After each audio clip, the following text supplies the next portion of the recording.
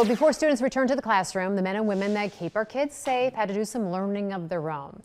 In Ohio, there's a class that all school resource officers must attend, and several of those classes have been running over the course of the last months with dozens of SROs attending, and some from our area. Ken Brown spoke to the group responsible for getting those school resource officers ready to protect your kids.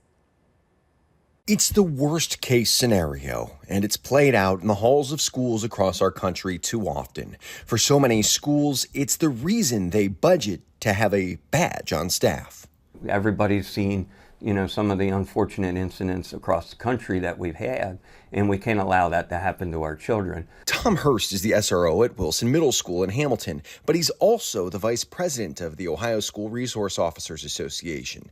They're the group that prepares SROs for the transition from the road to the classroom.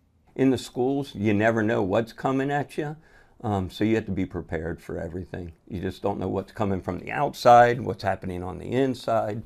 So you have to be ready for anything. While emergency procedures are an important part of the job, it's not something taught in the SRO classroom during their mandated week-long training. We don't go into tactics when they're being trained as SROs. It's more preparing them that it's going to be different as a patrolman, that they're going to have to, work with administrators. They're going to have to work with kids. They need to learn how to gain their trust and, just be around people all the time. I was on the road for 3 years. This will be different for me. I work night shift. This won't be anything like what I've worked and experienced in Sharonville at night. It's going to be a whole different situation to be in, but one that I'm very much looking forward to. Officer Joel Altman is new to the SRO role. He's taking over at Princeton Middle School and attended SRO classes for the first time at the end of July.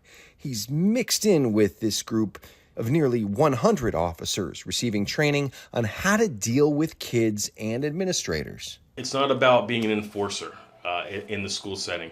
That's not to say that we're not prepared for that situation. We actually had active shooter training yesterday at one of our schools, and it was good. It gives you a different mindset of what you need to do in those situations.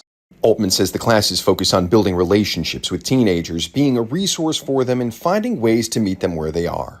I learned a lot about the dark web and things that kids are doing online, and with some of the messaging apps and the photo-generated AI components that kids are into now. So I learned a lot about that. We're here to build relationships with the kids and gain their trust, so they realize that they can come to us for anything. That was Ken Brown reporting. Hurst says those relationships can help departments with issues on the streets ranging from domestic issues at home to missing or runaway kids. When it comes to issues within the school, Hurst says officers will generally let the schools handle discipline unless the behavior crosses a line into criminal activity.